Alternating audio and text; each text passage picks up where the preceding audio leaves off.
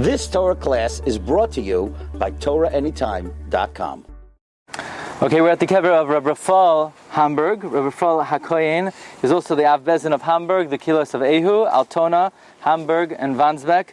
1723 to 1804. His father was Rabbi Kusil Ziskind, who is the Av Bezin in Lipland.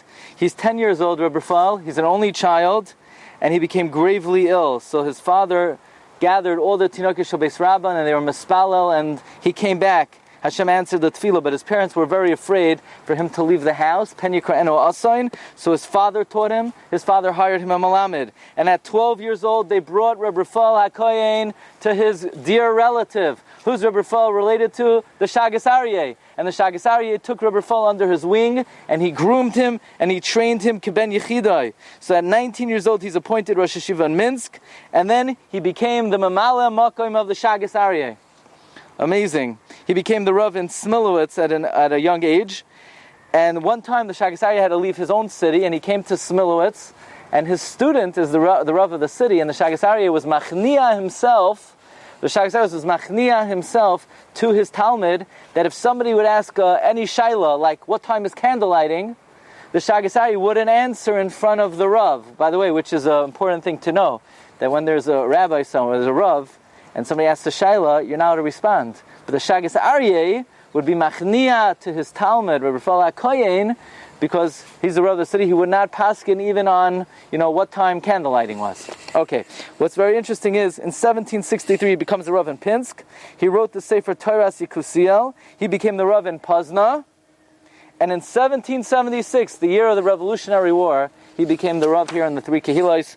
That was the year that Rav Yaakov Emden passed away, 1776. He became the Rav here of the three Kehilos. Now, the Maskilim, the Reform movement, was making headway and moving into Altona. So he stemmed the tide.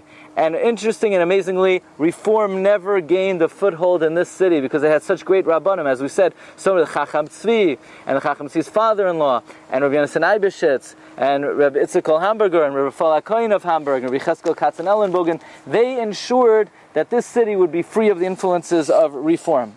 But the Reform movement, they had such a sinna toward Rabbi Refael Hakohen in Hamburg, that he wrote a Sefer Torah Yekusiel, they wrote a response, Mitzvah Yekusiel.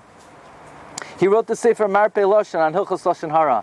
And as we mentioned earlier, he felt that being in the position of Rabbanis, sometimes you have to speak about other people, and it's very difficult. You're put in such a trying position.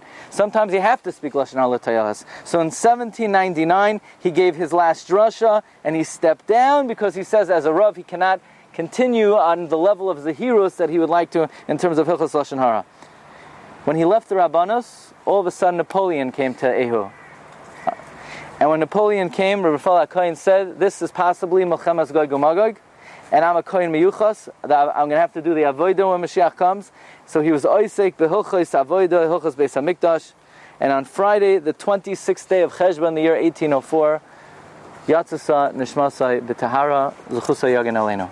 You've just experienced another Torah class brought to you by TorahAnytime.com.